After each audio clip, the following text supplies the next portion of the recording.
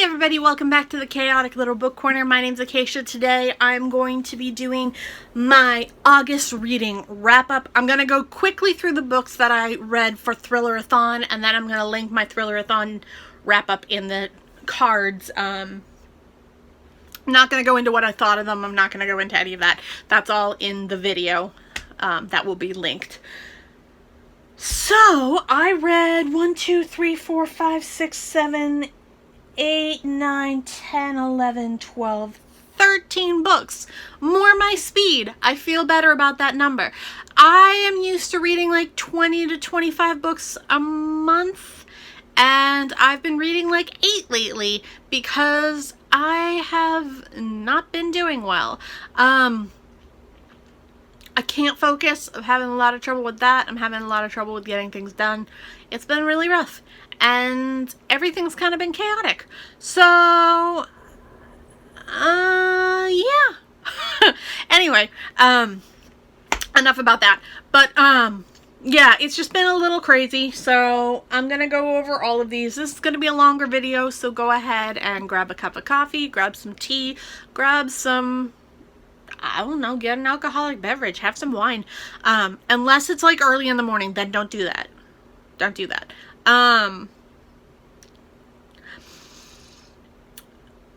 Yeah. Alright, let's dive in.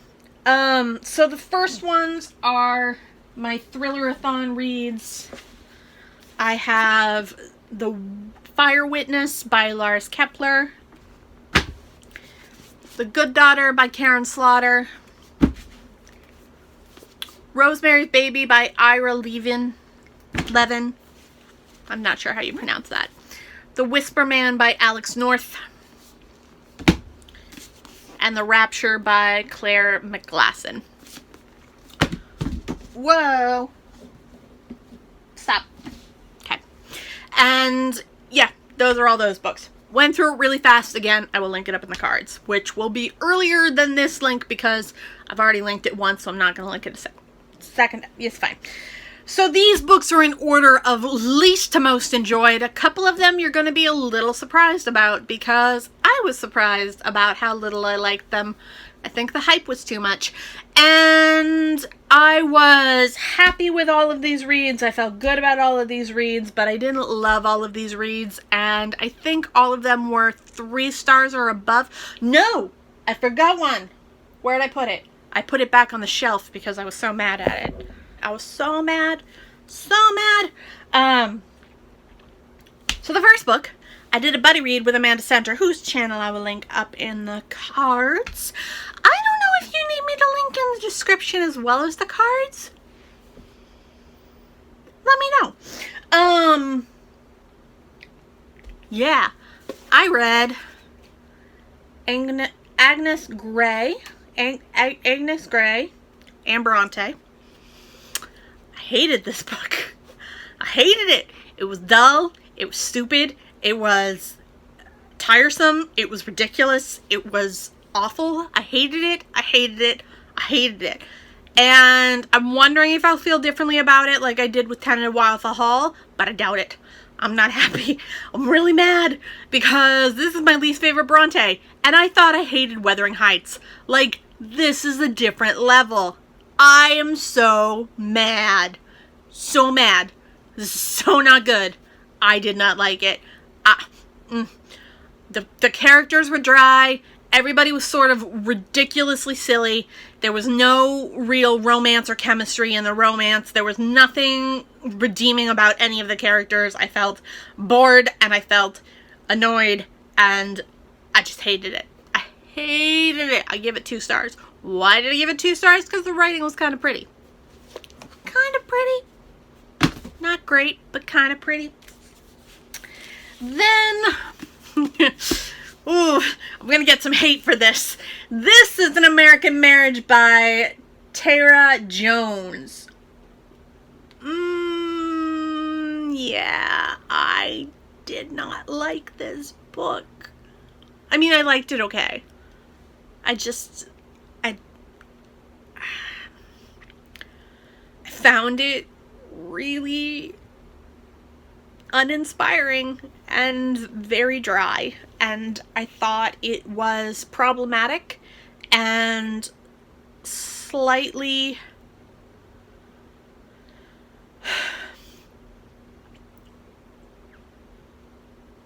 I don't know. I didn't think it was worth all the hype. I didn't think it was winning a winner of a prize kind of thing. I didn't think it was worth being nominated for so many things. I don't get it. I don't get it. I'm going to keep this book because it's signed by the author, and somebody in my life might like this, and I can give it to them to read. I'd like it back. I might try and read this again when I'm in a different headspace, but like for me, I was really unimpressed. Really unimpressed. The plot is, what are their names? Celestial and Roy are newlyweds, and they go to a hotel and they get into a fight.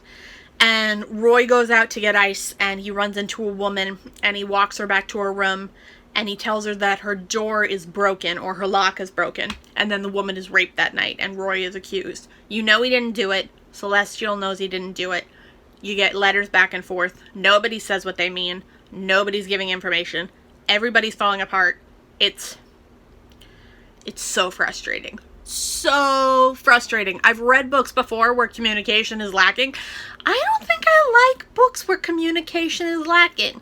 Because Wuthering Heights pissed me off too. Why did I mention Wuthering Heights again? I don't know. But like, I really get frustrated with lack of communication in books. And I know that's super normal. But I love normal people. So I can see it done well. I just didn't think it was done well here. I was meh on the whole thing. I probably just hit the leg and shook the camera, and I'm sorry. This one I'm going to get hate for too. This is Tin Man by Sarah Winman. I liked this. I didn't hate it. I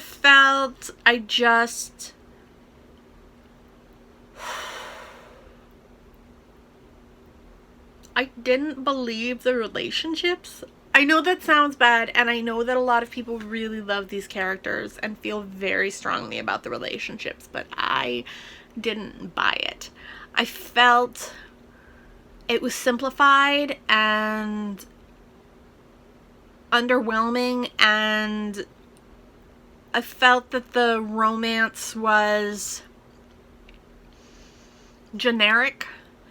It is LGBTQ. It's definitely the star-crossed lovers kind of story. I just know. No. Again, I'm gonna keep it. I might like it better a second read. I might get more out of it and see more depth. But first read was very shallow. And I wasn't really impressed. I'm really surprised that this landed higher than those two. This is The Flatshare by Beth O'Leary. Now, the thing about this book that landed it higher than those two, I went into this with no expectation. Those two, I went in with serious expectations. Like, I thought they were going to be the best books of the year kind of expectations, and they fell short. This one, I wasn't sure if I was going to like it. I picked it up because I was looking for something really easy and really dumb to read, and this did that. I'm not saying it's dumb. I'm just saying it's a romance, and I don't like romances usually. I just feel very bored by romances. I don't like reading them when I'm single. I don't like reading them when I'm in a relationship. I just don't like reading them. But this one was cute. I liked it. I felt very strongly that the situation was kind of adorable and a little fun. And you're kind of in this situation with these two roommates who work opposite shifts, and they get to know each other through like notes and things like that they leave for the other one to read. It's cute. It's fun. It's just really light and it's shallow. So like if you're not looking for anything too intensely thoughtful, this is great. Like it does what it's supposed to do. It's entertaining, it's cute, and it's fun. But that's about it. I wasn't I'm not like in love with it. I don't hate it. I don't feel too strongly about it either way. Again, I'm going to keep it. I just think it would be one that I can see friends of mine liking, first of all. And second of all, if I have a little girl, this would be a cute one to give her to read when she gets older and starts to get into books. I'd rather she read this kind of romance than the stuff with a lot of sex. Like, there's sexy time, but like not stuff where they talk about quivering members. And I'm not a fan of discussing quivering members in a book. I'm just not. I don't like discussing quivering members in any setting. Ever. Ever. So, I'd rather, if I have a daughter, her read that than something a little more graphic. However, I know she'll probably figure out the more graphic stuff anyway. With the way the internet is going, my child is going to know more about sex by the time she's 4 than by the time I was 20. Like, I don't know. So, our next book is this. This is The Doll Factory. This is by Elizabeth McNeil. This takes place in Victorian London. I like historical fiction that takes place in that time period. This was creepy. A lot of obsession. I felt it had remnants of perfume in it. Like, if you've read that book, I feel like there's some overlap. And some... what's the word I'm looking for? Definite nods. That obsession and that drive and that darkness is in here. It's not as disgustingly descriptive. Like, perfume is intense and you really can't get past it. It's crazy. But this one is a little more tame and a little more soft, but it's still very creepy and fun. I keep using the word fun. I really don't want to use that word anymore, but I keep using it.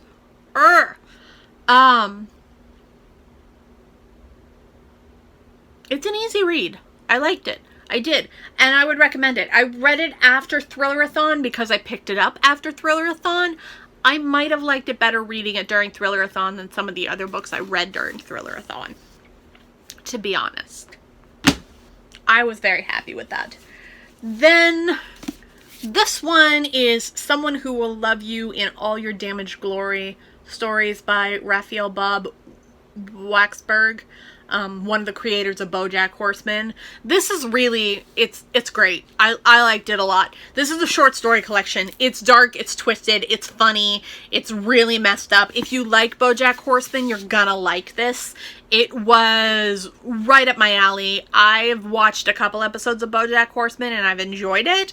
I just haven't gotten too much into it, but this was great. It was really nice. And it's blurbed by like BJ Novak, Samantha Irving, Kelly Link, Rachel Bloom, and yeah, there's 2 blurbs from the author's grandmother. It's weird, but that's kind of how the comedy works in this book. It's just weird. It's very dark. It's twisted, and it's a lot of, I'm not gonna say it. I'm not gonna say it's a lot of fun.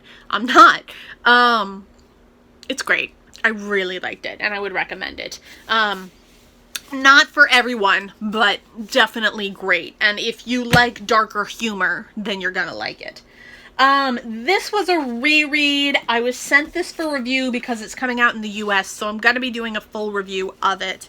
This is Dead Girls by Abigail Tartland. I've talked about this before. I love this book. I absolutely recommend it.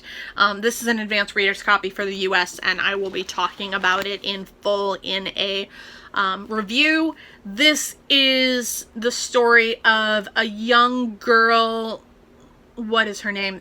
Thera, and her best friend Billy goes missing, and she's found dead, and Thera wants revenge. So you're watching this child, oh my god, how old is she? Like 9 or 10?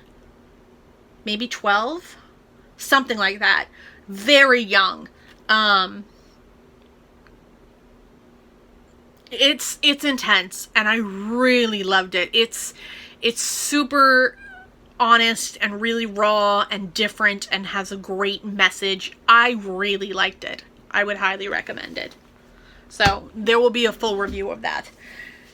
This one was a recommendation from Olive, from the book Olive. I will link her review up in the cards. This is Savage Appetites: 4 True Crime Stories of Women, Crime, and Obsession by Rachel Monroe. I listened to this on audio. I was hooked. This was excellent. Absolutely fantastic. It's the story of 4 women. One identifies with the detective, one identifies with the victim, one identifies with the killer, and one identifies with the defender. It's dark. It's really messed up, and these women mess up their lives. It's insane how intensely in true crime these people get. I adored it. I would definitely recommend this. And like I said, I'll link Olive's review up in the cards. She goes into it in detail, which is why I'm not doing a separate review for it, just because I think she said everything that needed to be said. But it was great. I really liked it. This one is The New Me by Haley Butler. Listen to this one on audio. This is the story of Millie. It's one of those young girl kind of crisis, depression, anxiety books that I love so much. It's right up there. I'm not saying it's as good as The Bell Jar or Rabbits for Food or My Year of Rest and Relaxation, but it's in the same genre and talk conversation. I liked it a lot. I definitely would recommend it. I think it's fantastic. It was one of my favorite books of the month, and I think everybody should read it. It's super short, too. It was a 4-hour audiobook, and it's 191 pages. Listening to it on 2-speed was like nothing. It was like 2 hours. Really good. And then my favorite book of the month, you guys have already seen the review of it, but I'll link it up in the cards so that you guys can watch the review.